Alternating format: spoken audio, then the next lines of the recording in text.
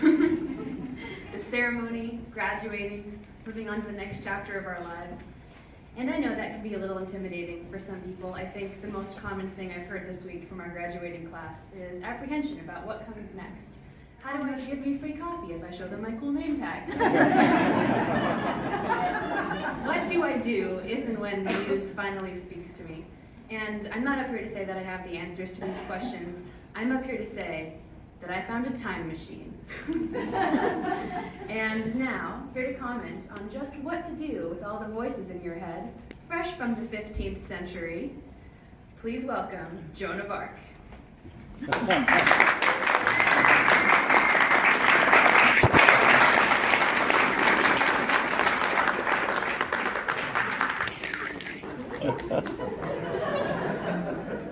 Chipper.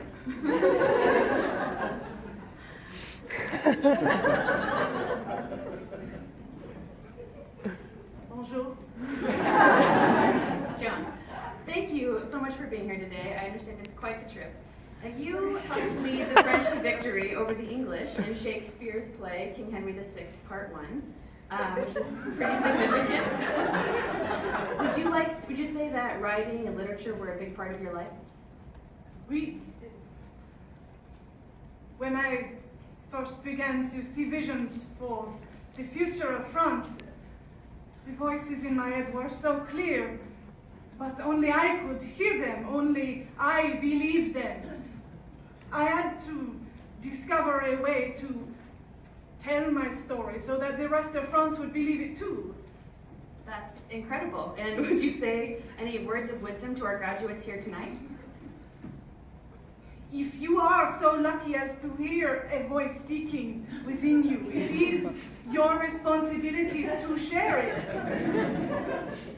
No one will ever hear that story, your story, a story that could change the world if you do not tell it.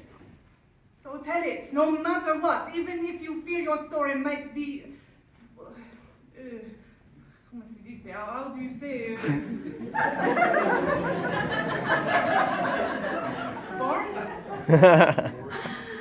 Burned, Joan, dare I say it, but you are on fire.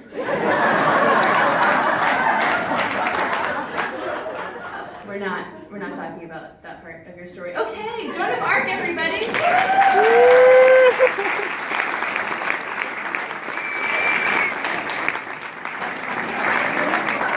This residency, the MFA program, took a special look at poetry, a genre that is daunting to say the least for those of us who do not consider ourselves poets.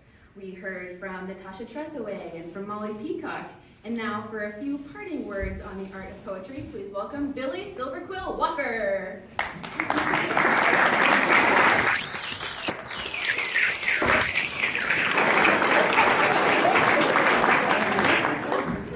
Well, howdy, Billy. You look so happy to be here. I sure am, ma'am.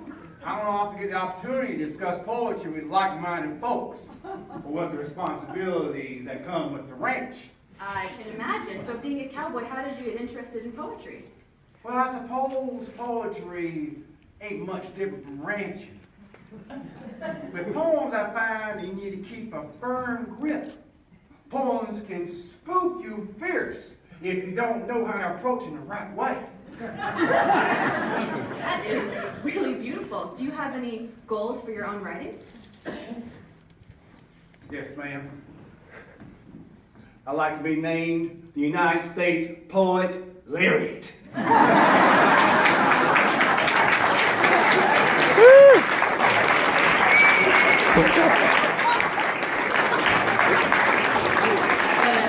way with words, that one. Well, I'm really glad that Joan and Billy came by because I was a little bit nervous about how to begin a memorable speech. To be! Or not to be! I knew I should have locked that thing. Hamlet, what are you doing here? I'm en route to a fencing duel to ask forgiveness of my friend Laertes. Well, I'm glad we caught you before and not after.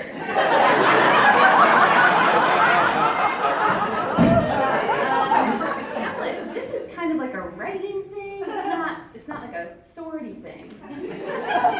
Are they not the same? Is your pen so different from a sword?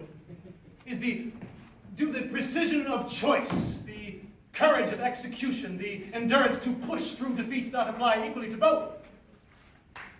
I guess I hadn't thought of it that way. Your pen is your sword. Self-doubt is your enemy. The path to true victory. For a writer or a sword fighter, you need only discipline, practice, and the will to survive. This, above all, to thine own pen be true. I must go. Destiny awaits.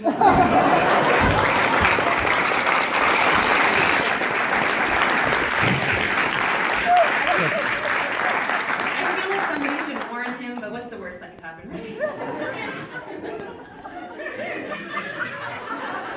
As I understand it, the time-space continuum is about as difficult to catch as the airport shuttle to the Brown Hotel. So please join me in one more round of applause for Kelly Moore, Brian West, Tony Dingman, and the incredible community outreach of the Frazier History Museum, which, as the MFAers all know, has one of Shakespeare's first folios on display and is so worth a visit whenever you're in town.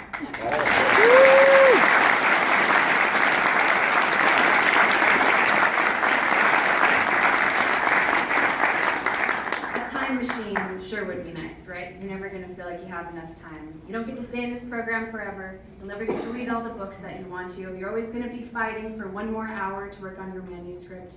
But that's why we write.